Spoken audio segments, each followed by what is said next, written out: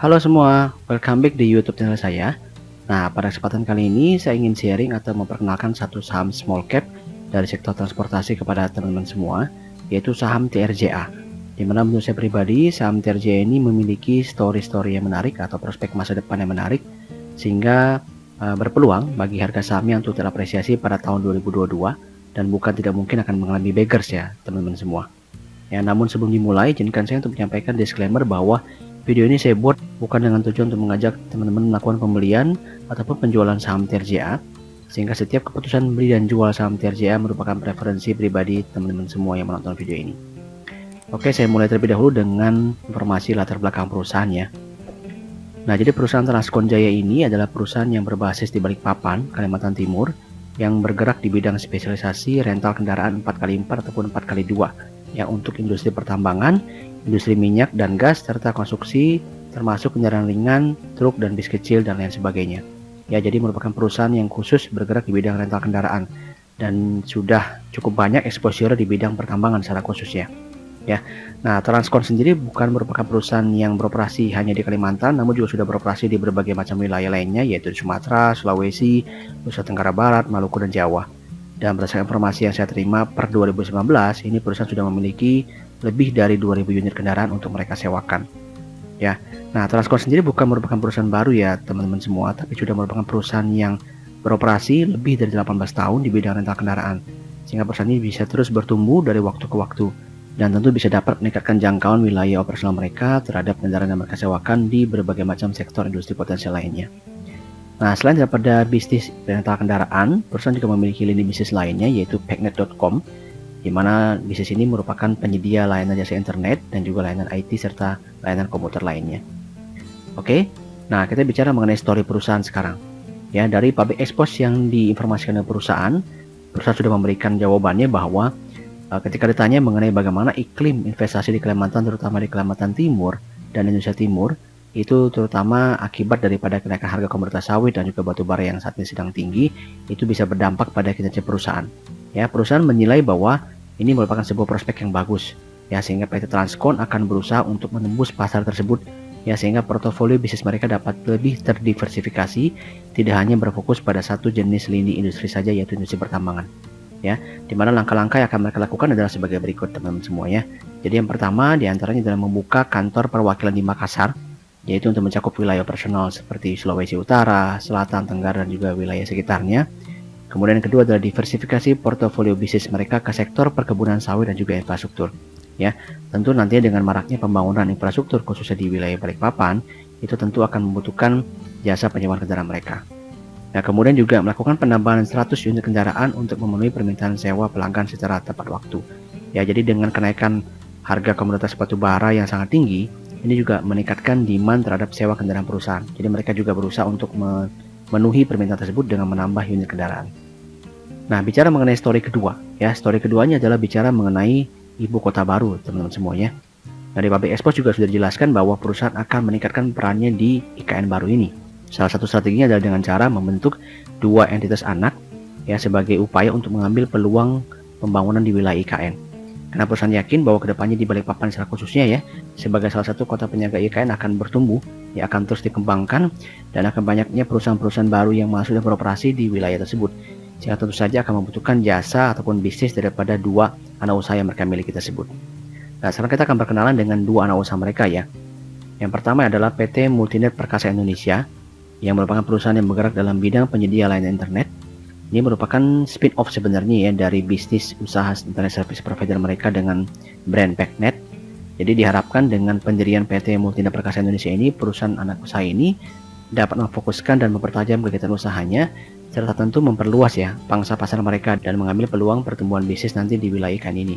Karena tentunya nanti dengan banyaknya perusahaan-perusahaan baru yang beroperasi, tentu akan bisa membutuhkan jasa layanan internet perusahaan.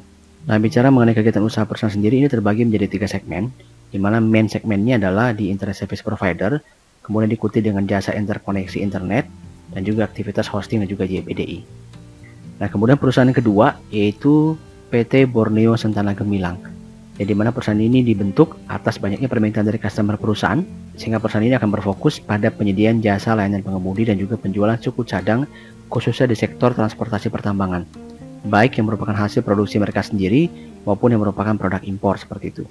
Ya, dan dengan didirikannya PT Borneo Nusantara Gemilang sebagai sebuah perusahaan, maka diharapkan anak usaha ini bisa memperluas bidang usaha mereka, bisa memberikan inovasi-inovasi yang terbaik dan meningkatkan pelayanan terbaiknya untuk dapat memenuhi permintaan serta kebutuhan dari customer. Di mana perusahaan yakin dengan bertumbuhnya pembangunan di wilayah IKN dan masuknya perusahaan-perusahaan baru nantinya tentu akan membutuhkan jasa outsourcing daripada driver perusahaan yang bisa memberikan sebuah peluang pertumbuhan bisnis yang baik bagi anak usaha ini.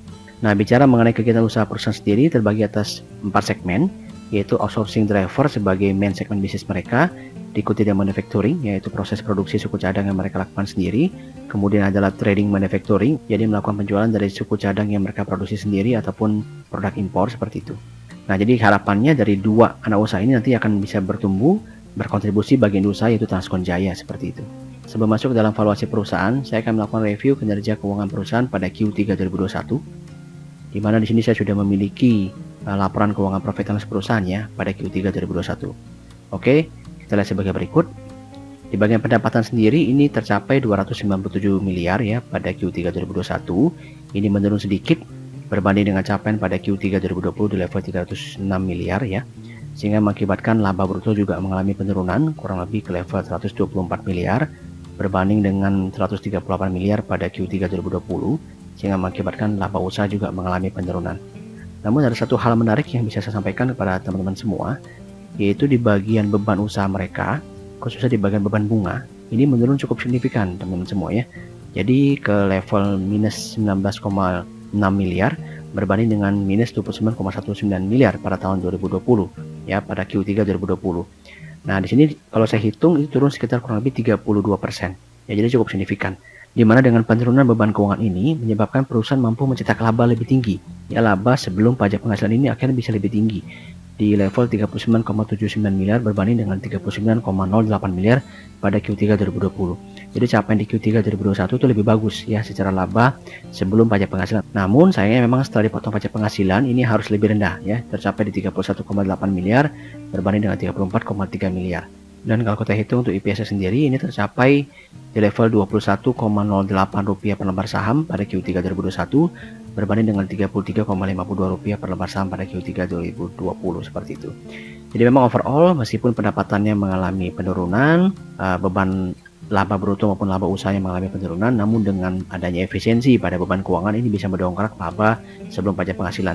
Jadi secara overall ini masih kita katakan cukup baik ya, meskipun memang belum terlalu prudent, belum terlalu kuat ini prestasi performance keuangannya di Q3 2021 ini.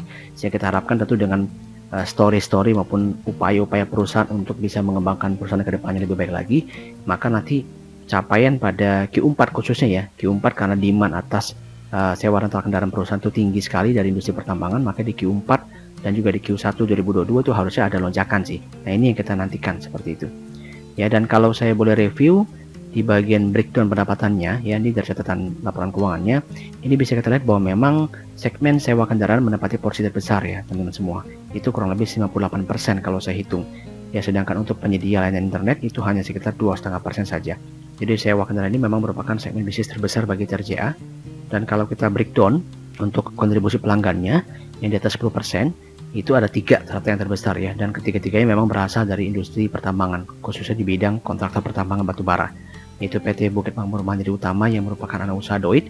Ini mengalami pertumbuhan pendapatan untuk TRJA ya, dari 9% di Q3 2020 menjadi 14% di Q3 2021. Kemudian TEIS Kontraktor Indonesia itu juga bertumbuh dari 10% di Q3 2020 menjadi 13% di Q3 2021. Hanya Pama Persada Nusantara yang merupakan anak usaha United Tractor yang mengalami penurunan dari level 11% di Q3 2020 menjadi level 9% di Q3 2021. Jadi secara overall memang main kontribusinya masih dari sektor pertambangan, sehingga memang wajar bagi perusahaan untuk mencoba melakukan diversifikasi portofolio bisnis mereka ke sektor perkebunan sawit maupun infrastruktur ya, agar nanti bisa memboost pertumbuhan revenue perusahaan ke depannya. Ditambah lagi dengan pembentukan entitas anak, saya diharapkan nanti khususnya di bidang outsourcing ya, itu juga bisa menambah pundi-pundi revenue bagi perusahaan. Oke, sebelum saya masuk dalam review teknikal perusahaan, kita masuk terlebih dahulu ke dalam review valuasi perusahaan. Nah, di sini saya sudah memiliki informasi parameter-parameter valuasi maupun parameter manajemen effectiveness. Kita mulai terlebih dahulu dari sisi valuasinya. Ya, kita perhatikan saja di bagian PE normalized ini, annual itu di level 15,86 kali, Kemudian di bagian P exclude extra items TTM itu di level 19,84 kali. Jadi kalau bicara untuk level PI-nya sendiri, ini antara rentang 15 kali sampai dengan 19 kali. Ini berarti sudah cukup mahal sih untuk small cap seperti TRJA. Ya. Kemudian kalau kita gunakan satu parameter lagi, yaitu price to book value annual di level 2,54 kali, dan juga price to tangible book annual di level 2,54 kali. Ini juga sudah tinggi ya teman semua ya. Jadi sudah di atas 2 kali. Untuk perusahaan small cap seperti ini sudah cukup tinggi valuasinya. Jadi bisa saya simpulkan secara cepat bahwa untuk investasi, bagi saya pengatur value investing ini belum cocok atau belum bisa kita lakukan investasi di saham TRJA. Kita masih perlu menunggu harganya mengalami penurunan terlebih dahulu atau ada improvement yang luar biasa untuk membuat adjustment pada valuasi harga sahamnya. Namun kalau bicara trading, seharusnya menarik ya, karena story perusahaan cukup menarik ya. Bicara mengenai story perkembangan usahanya, diversifikasi bisnisnya, pembentukan anak usahanya, kemudian juga bagaimana mereka mencoba mengambil peluang di wilayah ibu kota baru seperti itu. Itu akan menjadi story-story menarik yang bisa membantu apresiasi harga sahamnya di tahun 2022 ini seperti itu. Jadi kalau bicara trading ini akan menarik. Nah, kemudian kalau kita perhatikan dari sisi rasio manajemen effectiveness, kita hanya berfokus pada dua saja, yaitu rasio return on average equity annual itu di level 17,86%. Kemudian untuk rasio return on investment annual itu di level 11,23%. Nah, jadi kalau bicara rasio ini antara 11 sampai 17% berarti kan di atas 10%. Ya itu berarti cukup baik sih. Ya artinya perusahaan, manajemen perusahaan itu mampu mengelola perusahaan dengan baik sehingga bisa menghasilkan laba yang positif ya terhadap modal yang mereka investasikan. Seperti itu. Jadi secara overall memang secara fundamental bisa kita katakan bahwa TRJA ini adalah perusahaan yang baik. Oke, sekarang kita masuk dalam review teknikal daripada TRJA. Di sini saya sudah memiliki chart daripada TRJA ya. Di sini terlihat bahwa pada saat saya menyusun materi video ini teman semua ya, ini sahamnya sudah mulai bergerak naik. Kemudian juga pada saat saya melakukan perekaman video ini, ternyata harga sahamnya masih terus bergerak naik seperti itu. Ya, dan pada posisi terakhir ini didorong dengan kekuatan foreign net buy yang sangat besar sekali, sehingga momentumnya terlihat sangat menguat dengan volumenya juga sangat menguat. Namun harap berhati-hati bahwa kenaikan ini terlalu cepat ya, terlalu impresif dan langsung menyentuh level resist kuatnya seperti itu. Dan secara teori teknikal ini akan segera mengalami pullback ataupun rejection yang juga cukup lumayan. Ya, jadi kalau kita bicara strategi entry untuk trading seperti apa, maka teman-teman bisa entry nih, kurang lebih di level ini. Ya, bisa coba entry ketika nanti dia mengalami pullback ke wilayah support ini ya, kurang lebih di level 550 seperti itu. Nanti kalau misalkan dia turun, menyentuh kemudian membal sedikit tuh bisa coba dilakukan entry, bisa atur stop loss di wilayah harga sini ya, kurang lebih di level misalkan 530 atau 535 seperti itu. Ya, itu adalah skenario pertama. Dan kalau bicara skenario kedua, ketika dia mengalami rejection dan dia membentuk lagi level resistance minornya, maka nanti kita bisa beli ketika dia mengalami breakout seperti itu ya. Dan kalau nanti dia berhasil mengalami breakout teman-teman semuanya, ya perhatikan ini sahamnya sudah all time high ya, artinya sudah tidak ada lagi resistance kuat yang menghadang pergerakan harga saham perusahaan. Jadi bisa saya simpulkan kalau nanti misalnya dia bisa break all time high, maka meskipun ada konsolidasi minor, itu harga sahamnya bisa naik sampai ke level 700, bahkan bukan tidak mungkin ke level 800. Jadi akan cukup menarik ya. Dari level 400 berarti kalau ke 800 berarti sudah one bagger seperti itu. Ya, jadi ini merupakan salah satu stock pick yang bisa kita perhatikan di tahun 2022 seperti itu. Silakan teman-teman ikuti update daripada teknikal TRJA di free channel Telegram saya ya. Untuk link joinnya sudah saya sertakan di deskripsi video, silahkan dilihat karena nanti di channel tersebut akan saya update terus teknikal daripada TRJA seperti itu, sehingga sebisa mungkin kita bisa mendapatkan profit yang maksimal di saham ini di tahun 2022 seperti itu. Oke, demikian sharing saya pada kesempatan kali ini. Silahkan ditonton kembali dari awal hingga akhir, semoga bermanfaat. Dan juga untuk teman-teman yang mungkin tidak saja mampir di YouTube channel ini, saya mohon dukungannya dengan subscribe, like, dan juga share video ini, serta sampaikan komentarnya di kolom komentar video untuk kita diskusikan bersama. Oke, terima kasih atas waktunya dan see you in the next video.